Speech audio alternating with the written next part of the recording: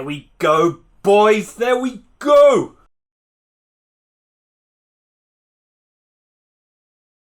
Hello everybody and welcome back to Very Biased Opinions. It's time for another review of another Oxford game. Today, the Yellows were at home to AFC Wimbledon.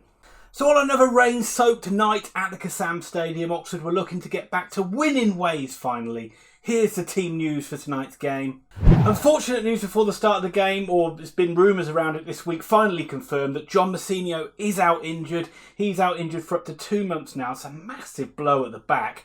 We've not really had any trouble with injuries at centre-back this season. That puts a lot of strain on Moore, a lot of strain on Dickie, and especially with Dickie walking the tightrope of a 2-match ban if he gets one more yellow card. Things are looking dicey. So obviously Massinho dropped out of the side. Goran is still suspended. He comes back in for the Ipswich game. Adji came out of the side as well. I thought that was a little harsh. I thought he played well in the last game. Could have deserved another start. But that did bring it back in Nathan Holland and Marcus Brown. So certainly no lack of quality with those two coming back in. Wimbledon have had another decent year really, haven't they? Staying up in League One is their main priority. And they're pretty much going to do that. They're 7 points clear of the drop zone before tonight's game. And I started to think it's unlikely that Tranmere are going to catch them. And of course, AFC Wimbledon themselves are quite tough to beat.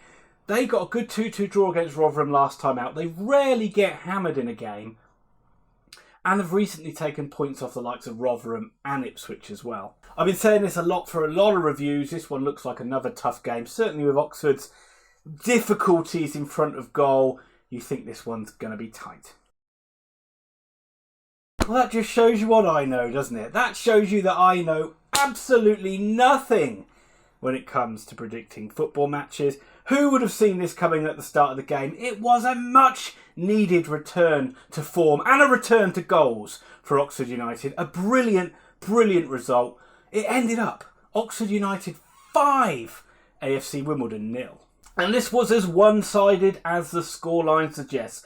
Oxford dominated this game from start to finish. Wimbledon really didn't offer too much. And what's surprising about Wimbledon is how they really stood off Oxford from the word go. Oxford have been in trouble lately when teams have pressed them high. They've caused mistakes. Wimbledon didn't really do that. And they really allowed Oxford to get into their groove. And Oxford did start on the front foot and just carried it through for the whole game. So I was very surprised by Wimbledon. Maybe that's like the games catching up on them. We've talked a lot about Oxford having too many games to play in February. But maybe that's the same for other sides as well. And it's maybe just a game too far for Wimbledon. Certainly after the shift they must have had to put in against Rotherham at the weekend. But that's enough about Wimbledon. Let's talk about Oxford's superb night. And yes, it was very much one-way traffic all the way through the games. I felt Sykes should have had a penalty early doors. But chances were going begging. Taylor missed chances. Sykes himself missed chances. And it just started to feel, certainly when Taylor went one-on-one with the keeper, rounded him and then decided not to score, is it going to be one of those nights? Finally, Oxford took the lead in a game, and it was Matty Taylor who did it, who finished off a fine move. It was Sykes into Henry. Henry with a quality ball right across the box. Taylor was there just to tap the ball in to finish it off. He couldn't miss.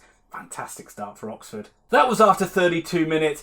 Didn't have to wait too long for the second goal. 34 minutes, Oxford were 2-0 up. This time it was from Nathan Holland. His second, or is it his third? I think it's his second goal. Certainly I remember the Newcastle one. It was good work again by Sykes. He drove down the line. Wimbledon just backed off him. He got the ball into Holland, and Holland just delivered a really good finish from just inside the box. 2-0 up, Oxford cruising. It was just a matter of, could we kill the game off? We got into half-time, 2-0 up. And that was the only real question mark of it. Would Wimbledon come out stronger in the second half? Absolutely not is the answer to that question. And Oxford put this game to bed really, really quickly after half-time. 50 minutes on the clock, Oxford made it 3-0. Again, similar to the goal Holland scored, it was Brown this time who drove at Wimbledon. Again, they backed off. He played in Henry, and Henry, delicious little dink over Day in the goal. Day in the Wimbledon goal actually had a really good game. He was one of the reasons why we couldn't score early doors. It was no fault of him that Oxford racked up 5 goals tonight. And just like we got 2 quick goals in the first half, we got 2 quick goals in the second half. And it was 4-0 to the boys after 55 minutes. It was Holland again of his second goal of the night. And this was just absolutely epitome of how Wimbledon were really poor in this game. This goal came pretty much from Elliot Moore just winning a header on the halfway line that Wimbledon just completely forgot to defend. It meant Holland ran clean through. It was a simple but fine finish for him. There's a lot of West Ham fans on Twitter tonight telling Oxford about how good Nathan Holland is. We know, we're starting to see it. We're very happy for it. But he made it 4-0 to Oxford and game over. And it was only a matter to see if Oxford could rack up the goals in this one. But they did also have one eye on Ipswich at the weekend. So it was the first chance we've had in a game all month where we could take our foot off the gas and just coast through it a little bit. And that is really what they did. The game really slowed in tempo. Oxford just eased off. And the game seemed like it was just going to peter out to a 4-0 win. But the fifth goal did finally come, and I hope nobody left early because you would have missed this one. It was Matty Taylor getting his second goal of the game. A welcome return to form for Matty Taylor, who once again got on the end of a fine cross to make it 5-0 for Oxford United. Wow. Didn't see that coming at the start of the night. Really, really grateful for it. This was more like a performance that we saw in the first half of the season. We haven't seen anything this good for quite some time. Long may it continue. So many positives coming out of the game. I mean, let's start with things like Dickey didn't get booked, so he's not going to miss the Ipswich game. That is a huge one. Goran comes back in now as well. That is huge as well. You've got the attacking quality looking to gel quite nicely. The likes of Brown, the likes of Holland, the likes of Sykes, Henry with a return to form with setting up goals and scoring one himself, and of course Taylor. Beloved Matty Taylor getting 2 goals that just puts the cherry on the cake of everything. And yes, it's not season over. We don't have to say season over. We can go into this Ipswich game now with a lot of spirit, a lot of confidence, and hopefully, well, let's look at it realistically. It's going to be a hard game, but there's certainly no reason why we can't take points off Ipswich at the weekend.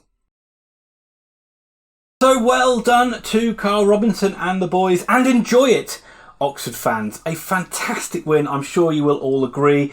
That will just about do it for this review. I hope you enjoyed it. If you did, please give it a thumbs up. That helps us out so much on YouTube. And if you like the videos and you like the content, think about subscribing to the channel and hit that notify bell so you don't miss out on future videos. I will be back very soon for another review. And remember, if you're looking for detailed football analysis, you're probably in the wrong place.